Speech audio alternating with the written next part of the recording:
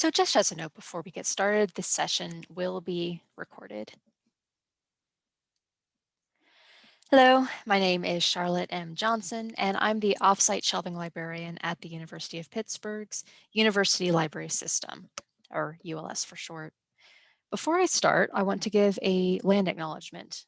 I'm presenting today on the ancestral territory of the Adena, Hopewell, and Monongahela people, who were later joined by refugees of the Delaware, Shawnee, Haudenosaunee, and other tribes driven here from their homelands by colonizers.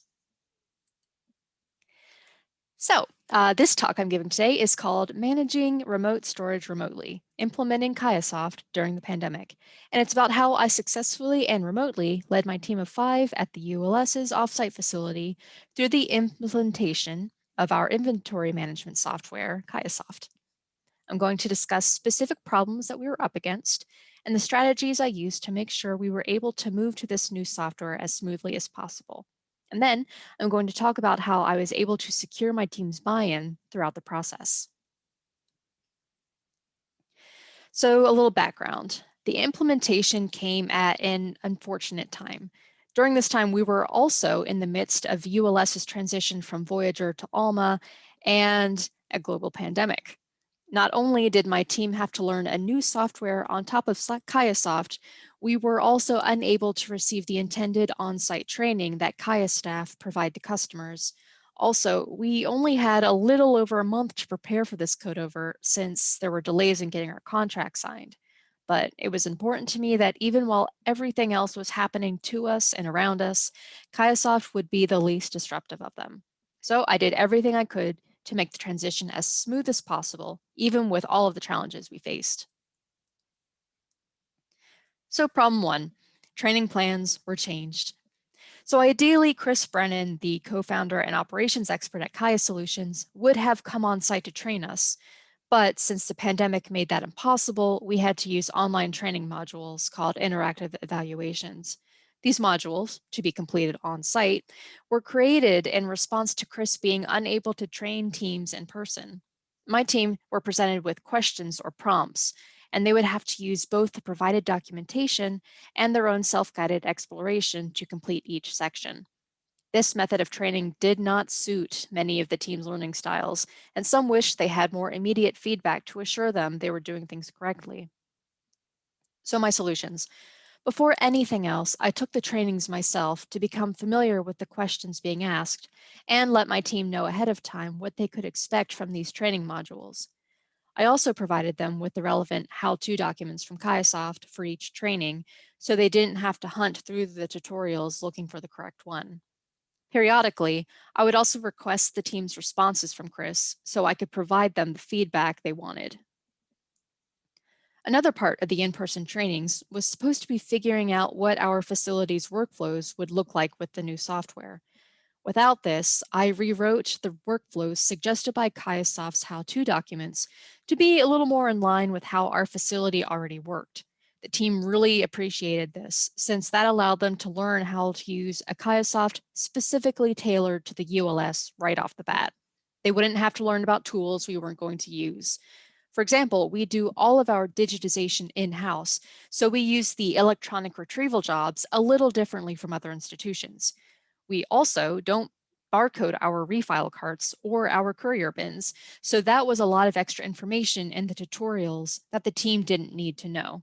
My team told me they actually relied on my documentation much more than CAIASoft's to teach them, so that seemed to work out pretty well.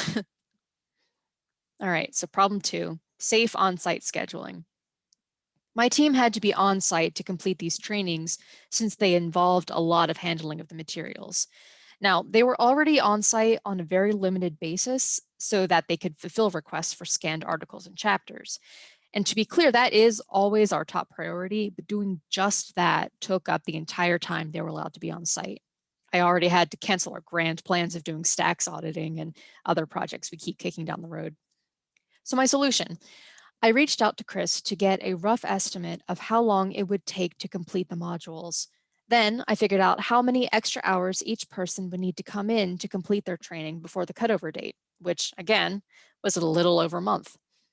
I brought the new hours to the team, asking if they were comfortable with being on site more.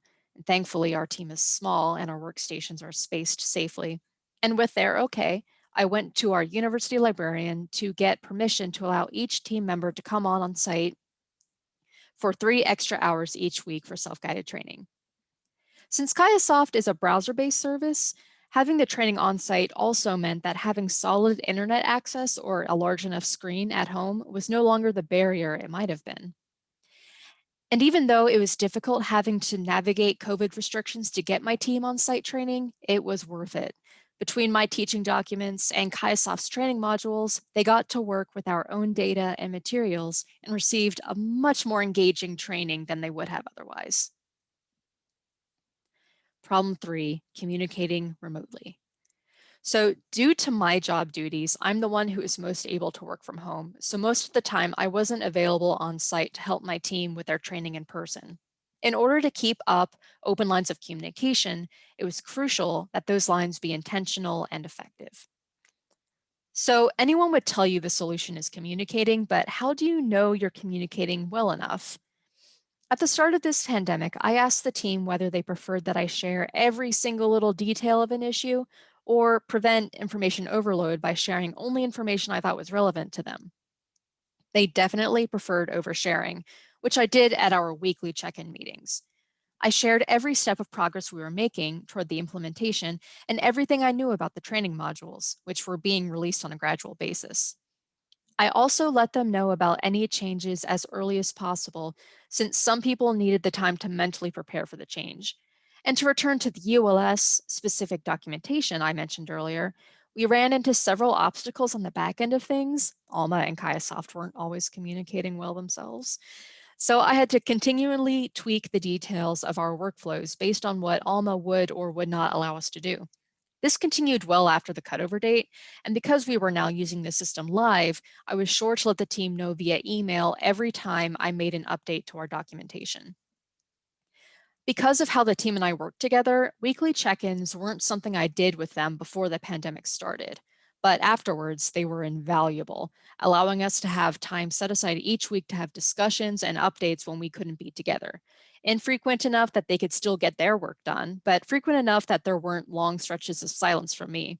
Having these check-ins already in place when the implementation of CAIASoft started provided me with a great communication tool.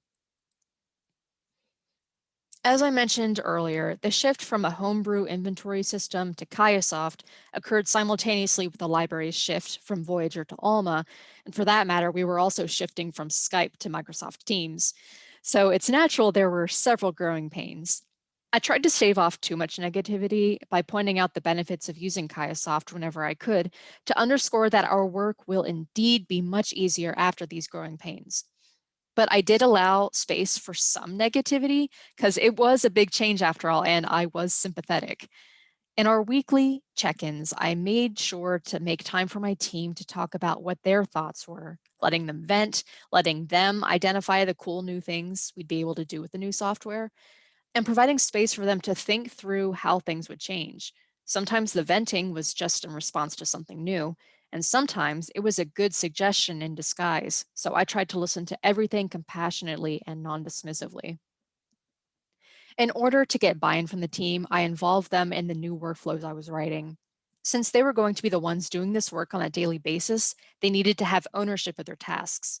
If I wrote a suggestion for a workflow, I let them test it and see how that worked for them, tweaking if necessary.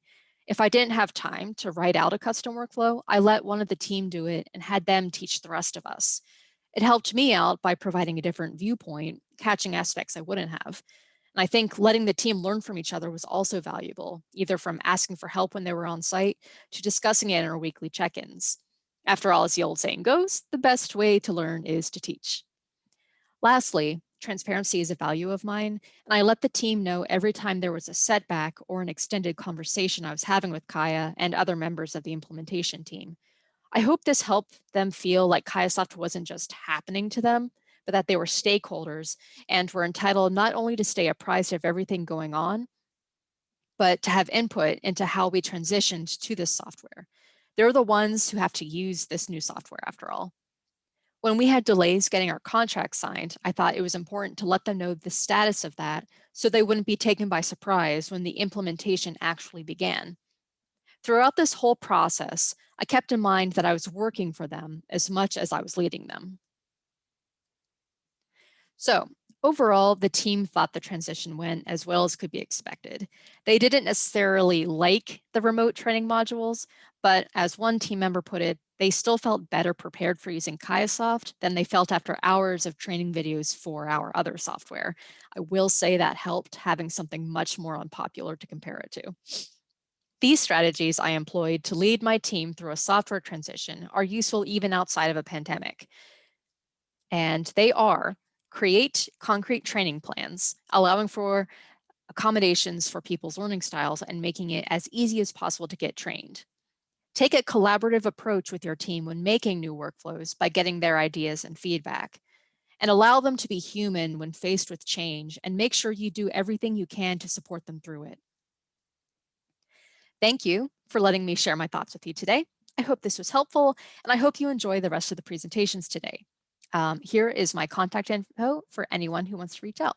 Thank you very much.